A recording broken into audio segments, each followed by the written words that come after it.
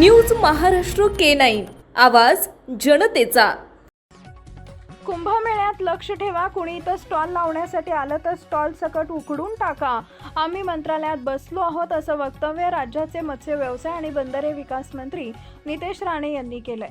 नाशिक इथं हिंदू हित रक्षाच्या वतीनं करण्यात आलेल्या हिंदू व्यावसायिक कामगारांच्या सूचीचं प्रकाशन नितेश राणे यांच्या हस्ते पार पडले। या कार्यक्रमातून ते बोलत होते। नितेश राणे म्हणाले की हिंदूंनी हिंदूंकडून खरेदी केली पाहिजे, ही संकल्पना ज्यांनी मांडले त्यांचं स्वागत मी करतो। मी खारघरला अशीच भूमिका मांडली। आजूबाजूला जिहादी लोकांची दुकानं होती तेव्हा मी बोललो, नंतर माध्यमांनी मला झोडलं, पण मला तेव्हाही काही वाटलं नाही, आताही काही वाटत नाही। हिंदू राष्ट्रामध्ये हिंदूंबाबत नाही बोलायचं का?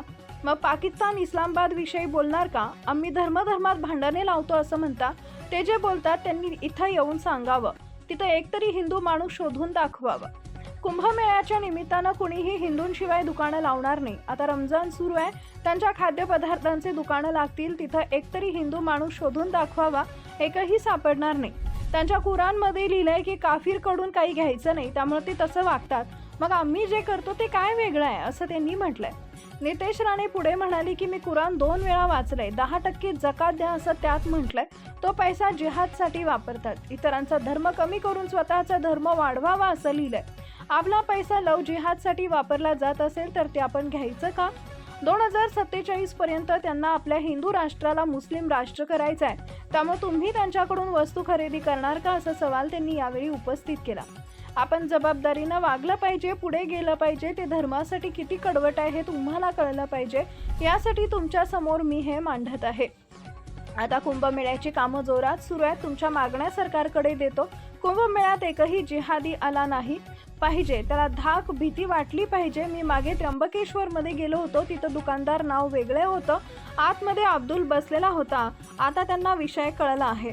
आम्ही आता देशात कार्यक्रम सुरू करणार आहोत की हिंदूंनी हिंदूंकडूनच वस्तू घेतल्या पाहिजे। मी तर आमदार मंत्री म्हणून नाही तर हिंदू म्हणून आलोय। इथं महापौर नगरसेवक आपले आहेत। नाशिकमध्ये जय श्रीराम ऐकू येणार, इथं आय लव्ह मोहम्मद ऐकू येणार नाही। कुंभमेळ्यात लक्ष ठेवा, कुणी इथं स्टॉल लावण्यासाठी आलं तर स्टॉल सकट उकडून टाका। आम्ही मंत्रालयात बसलो आहोत, धर्मांतर विरोधी कायदा आणण्याची प्रक्रिया सुरू केली आहे। आमच्या राज्यात सर्वात कडक लव जिहादचा कायदा असेल, हे सरकार हिंदू समाजानं निवडून दिलंय, मग काही मोहल्ल्यात जाऊन मत मागितलेलं नाहीये असं देखील नितेश राणे म्हणाले। महाराष्ट्रातील महत्त्वाच्या आणि ताज्या बातम्या पाहण्यासाठी आमच्या न्यूज महाराष्ट्र K9 चॅनलला YouTube वर सबस्क्राईब करा आणि बेल आयकॉन प्रेस करा।